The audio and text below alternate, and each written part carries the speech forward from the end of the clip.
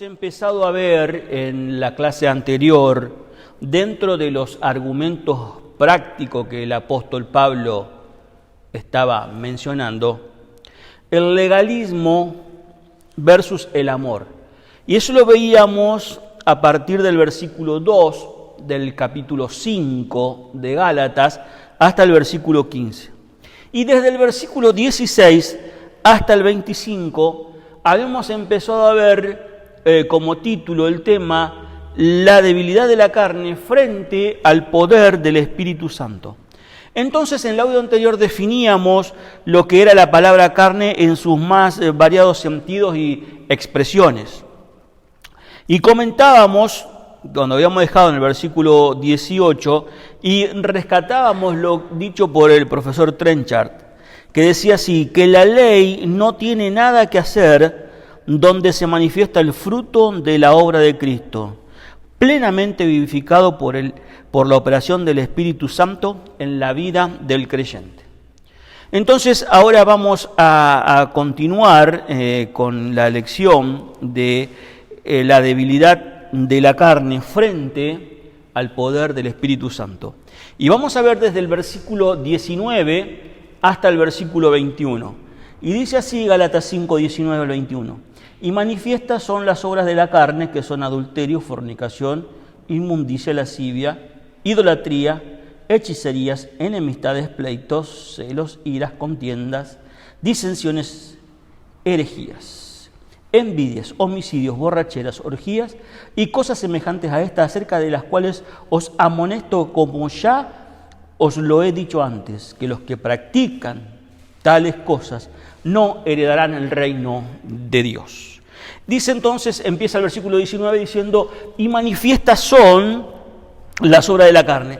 Es decir, abiertamente notorias, con un tono muy marcado, como dice Rairi, inmorales los que dan rienda suelta a sus deseos carnales.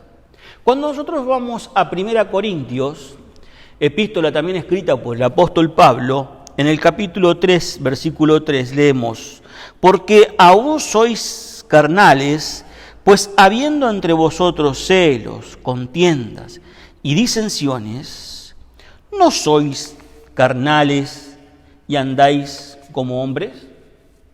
En Efesios, capítulo 5, versículo 3, el mismo apóstol Pablo le dice a los hermanos de Éfeso las siguientes palabras.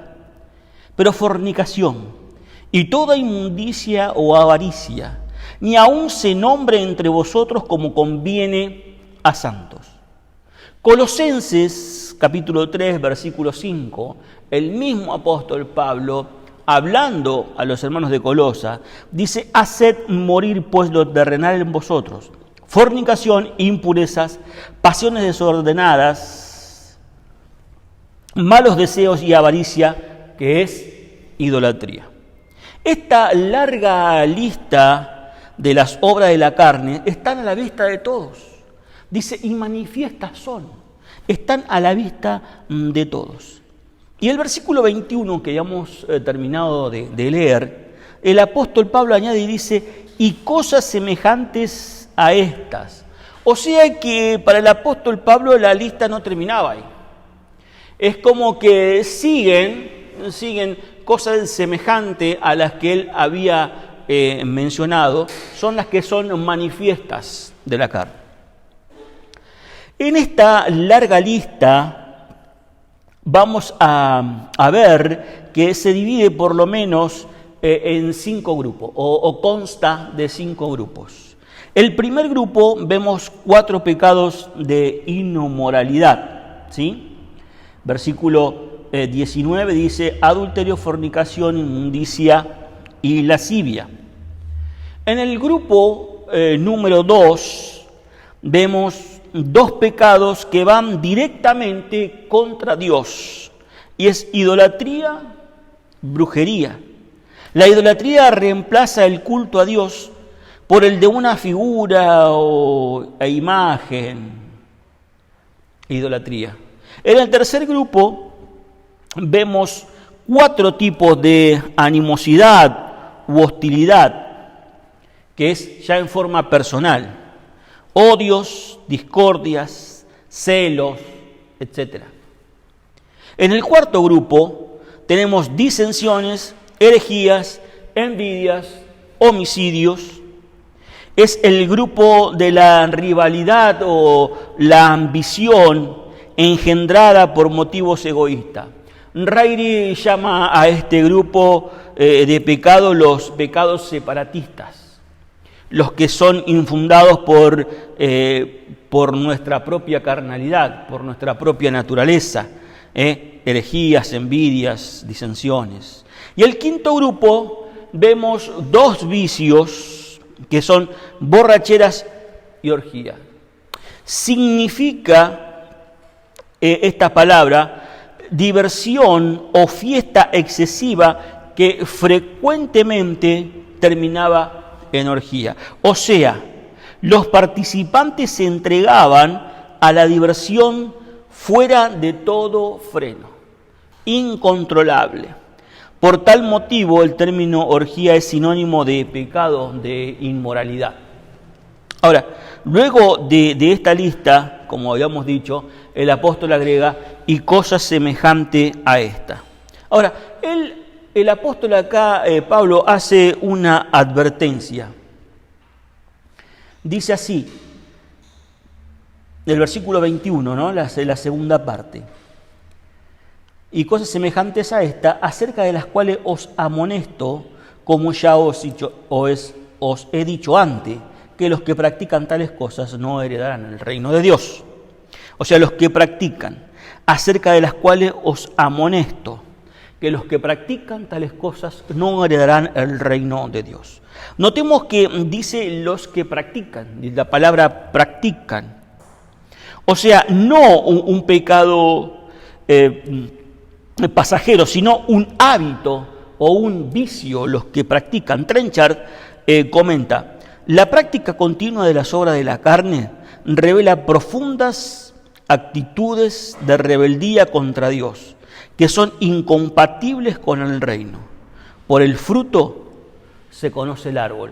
Y ahí mencionamos Mateo capítulo 7, versículo 15 al 23. Anótelo si quiere al margen, después en su casa o en otro momento puede leerlo más tranquilo. El que dice haber entrado en el reino es avisado por el apóstol.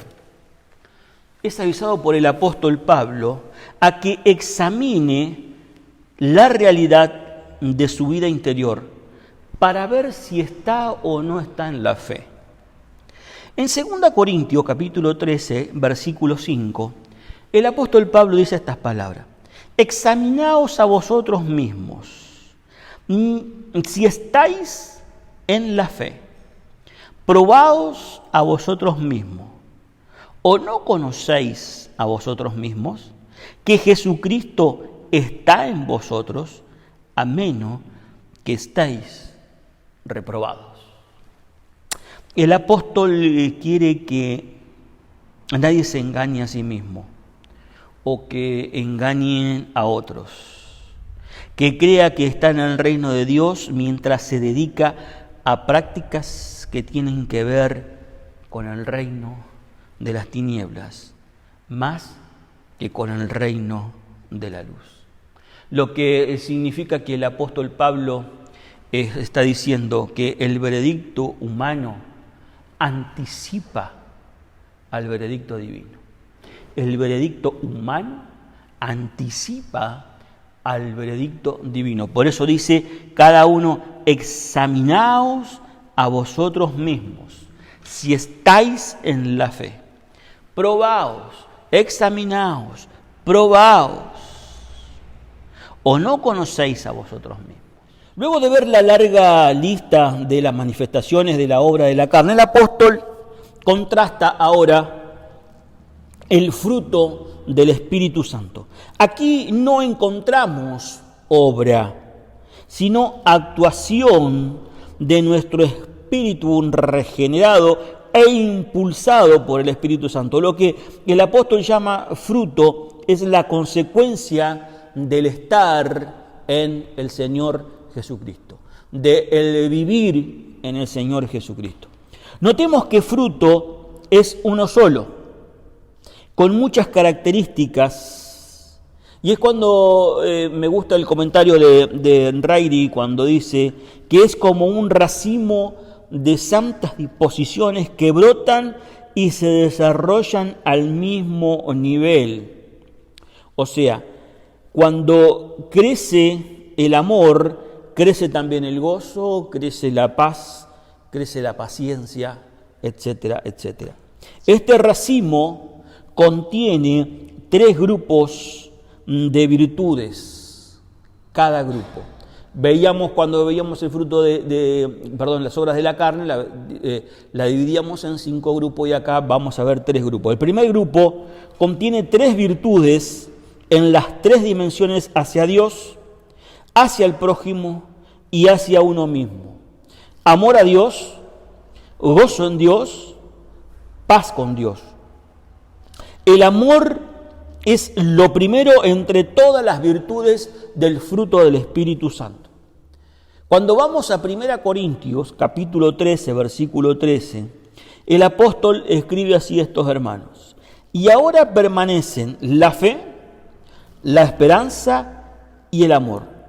Estos 3, pero el mayor de ellos, el mayor de todos, es el amor. Para el creyente verdadero, el que ama al Señor, el gozo es una consecuencia del amor y hasta un deber. Cuando el apóstol Pablo le escribe a los hermanos de Filipo, en Filipenses capítulo 4, versículo 4, dice: regocijaos en el Señor siempre. Otra vez os digo, regocijaos. Y todos los que hemos aceptado la reconciliación con Dios a través de nuestro Señor Jesucristo, ¿cómo no vamos a gozar de esa completa paz sabiendo a quién hemos creído? ¿Cómo no vamos a gozar? Cuando nosotros tomamos decisión por Cristo, cuando el Espíritu Santo entra a morar en nuestras vidas, cuando entendemos que el Señor Jesucristo vino para reconciliarnos con el Padre, lo primero que tenemos en nuestras vidas es paz.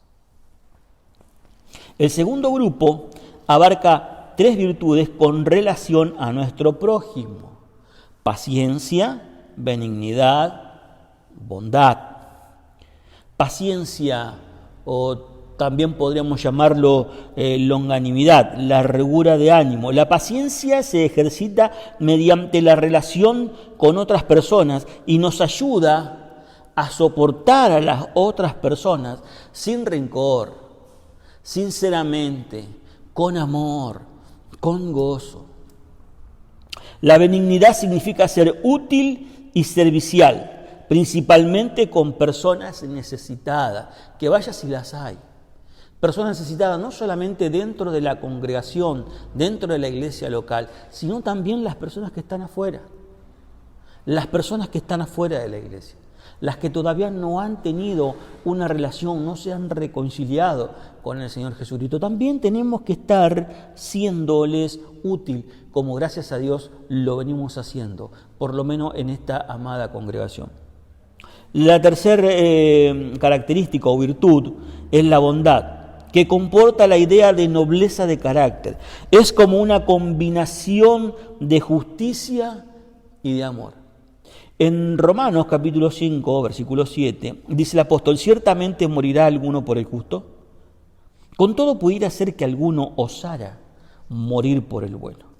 Y el versículo 8, tremendamente conocido por muchos: mas Dios muestra su amor para con nosotros, en que aun siendo pecadores, Cristo murió por nosotros. Es la combinación perfecta de justicia y de amor en el Señor Jesucristo. El tercer grupo contiene 3 virtudes que guardan relación hacia uno mismo: fe, mansedumbre, templanza. Ahora, la palabra fe acá es interesante porque tiene el sentido de fidelidad, como alguien digno de crédito, de fiar, que va de la mano lo que dice con lo que hace y con lo que promete a otros. Fe, mansedumbre, es una cualidad que se manifiesta especialmente en la disposición a ceder de los propios derechos por amor a los demás. Es cuando cedo mis propios derechos por amor al prójimo, por amor a los demás. O sea, como dice el apóstol, en provecho de otro. En 1 Corintios capítulo 2, versículo 18 dice: ¿cuál pues es mi galardón? Dice el apóstol Pablo, que predicando el Evangelio, presente gratuitamente el Evangelio de Cristo, para no abusar de mi derecho en el Evangelio. En Gálatas 5, en capítulo 5, versículo 13, la segunda parte dice: servíos por amor unos a otros. Servíos por amor unos a otros. Esa es la mansedumbre, cuando cedo todos mis derechos por amor al prójimo.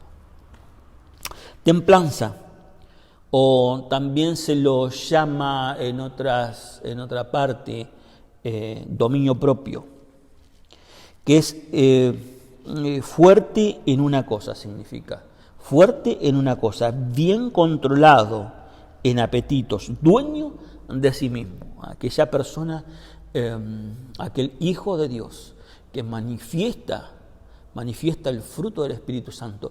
Una de las características, una de las virtudes de este racimo, como lo dice Reiri, es la templanza, es el ser dueño de sí mismo, el tener dominio propio, el estar bien controlado en apetitos carnales, obviamente.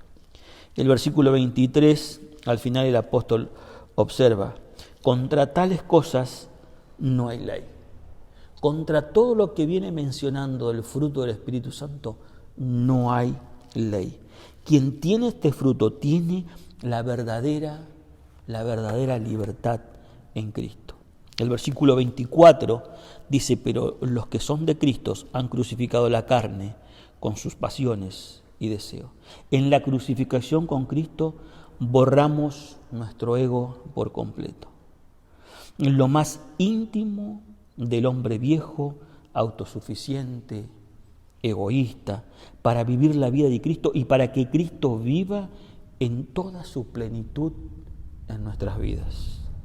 Borramos las mencionadas obras de la carne en la cruz del Calvario. Es decir, en la conversión aceptamos a Cristo crucificado, para siempre gloriarnos en la cruz.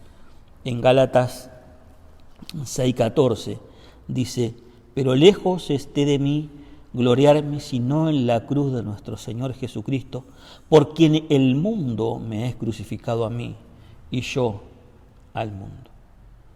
Es cuando tenemos nuestra liberación. Desde entonces le crucificamos la carne en esta cruz divina.